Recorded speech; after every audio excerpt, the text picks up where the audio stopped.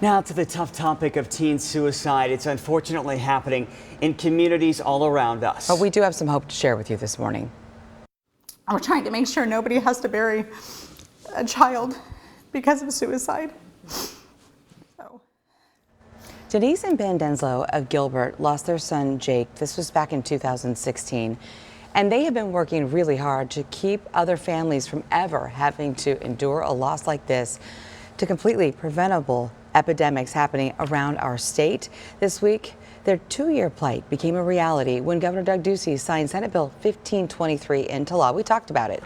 It is called Jake's Law. ABC 15's Carla Navarette is here with us this morning on what exactly Jake's Law does to help prevent these teen suicides. So Carla, explain how all of this works. Well, I'll tell you, Governor Ducey has in the past signed other laws that help deal with our suicide epidemic that our youth are currently suffering. Now, this new law deals specifically with insurance, with something called parity. That means treating anything of illness of the brain just like you would any physical condition. What we do won't bring Jake back, but we can make sure it doesn't happen to anybody else. When Denise and Ben Denslow lost their youngest son, Jake, to suicide, their world crumbled. You know, we always think, it's not me, not my kid, this can't happen in my family. We used to think the same thing. At around 13 years old, Jake went from a young teenager full of friends to depressed and eventually suicidal. We tried to get him care. He had a loving family, and he still struggled. Eventually making his way into a mental health facility. Basically twice in a span of about 5 weeks. Both times they only kept him for 5 days. His parents knew the 5 days weren't enough. Jake needed more help, but according to the Denslows, the insurance company denied further care. Jake was home. We get a stack of appeal papers. We have no idea. We don't know medical codes. We don't know what to write on there. We have no idea what we're doing. You know, Jake's in crisis. We're in crisis. We don't know what to do.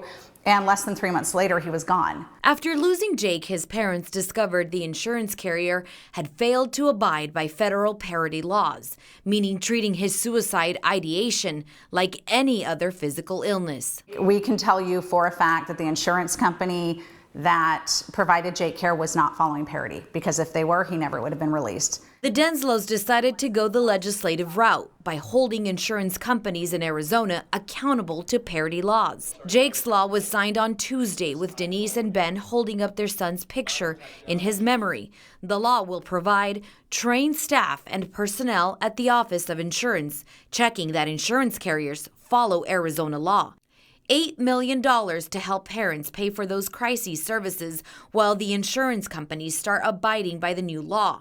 It allocates $300,000 to the Department of Education for research on best practices for mental health in schools. And then if for whatever reason the child's in crisis or they're really struggling and maybe there's a gap there between their insurance coverage, or maybe they're not contracted, then they can have access to this $8 million fund to kind of bridge that gap and say, hey, let's get them care. The Denslows believe the new law will help prevent another suicide from happening to another family who, like them, is doing all they can to save their teenager during a moment of crisis. It's good for Arizona. It will save lives. We know it will save lives.